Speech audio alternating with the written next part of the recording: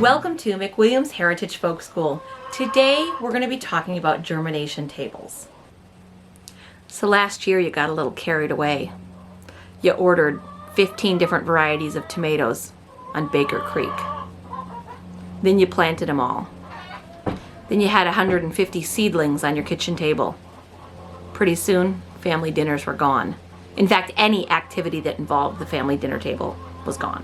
All right, I'm exaggerating a little. But seriously, we've all been there. So guess what? Next year, you're not going to germinate your seeds in the kitchen anymore, or in your bedroom, or in the spare bedroom, or in the living room, or whatever area was overtaken by tomatoes last year.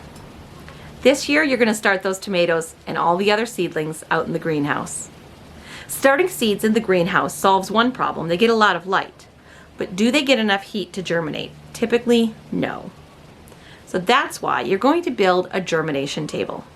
A germination table is a large table with a lot of surface area, because we know you can't control yourself in the seed catalog.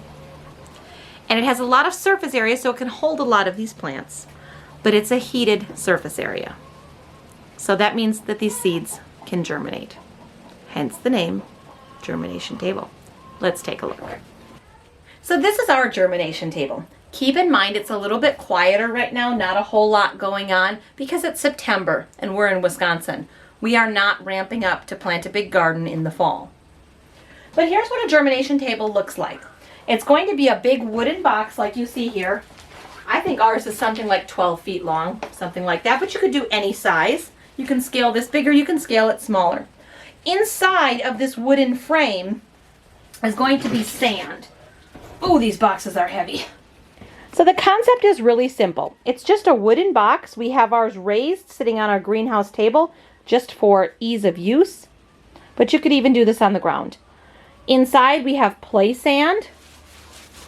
We have our play sand damp. Damp play sand conducts heat a little bit better than dry.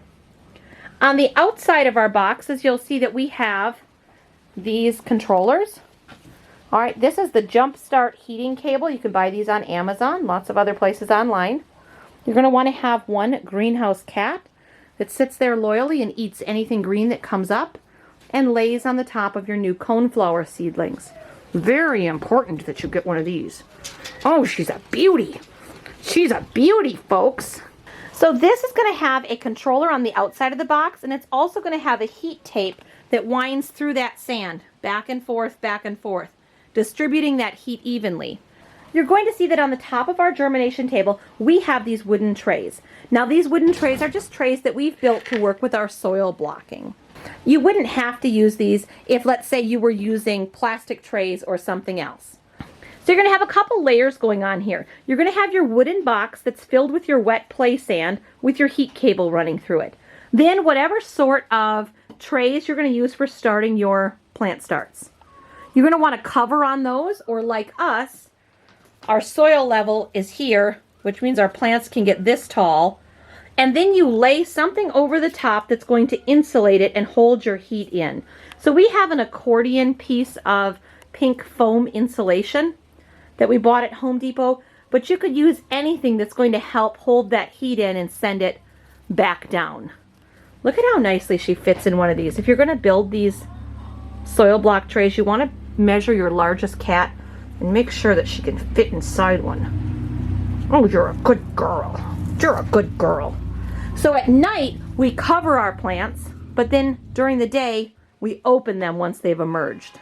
I find that even when it's 30 or 40 degrees out, I can keep my soil in here at 85 or 90 degrees.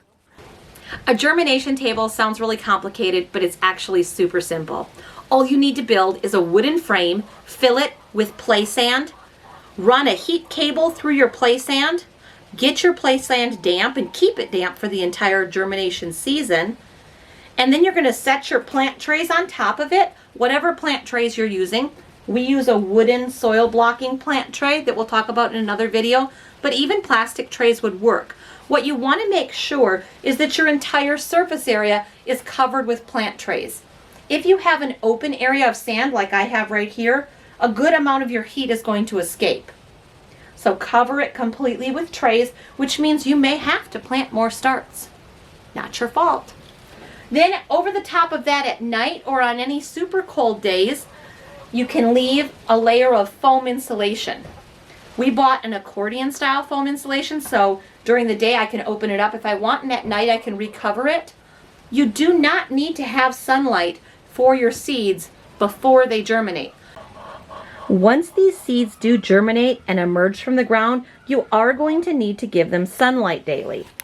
So at that point, you'll develop a routine of coming out in the morning, uncovering your plants, watering, letting them spend the whole day in the sun, and then if it's going to be cold or freeze at night again, you can recover them. Specific seeds prefer certain temperatures to grow and to germinate. However, if you have a variety of seeds, you can just choose something in the middle, something sort of average.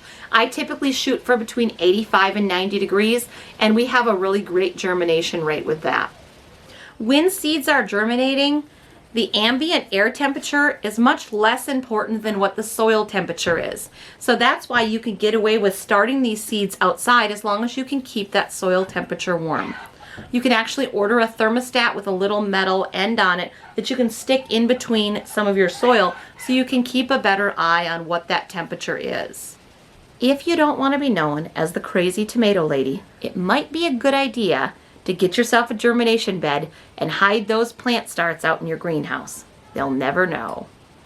If you like talking about this sort of thing, come on over to McWilliams Heritage Farm and subscribe, where we talk about germination stations all the time.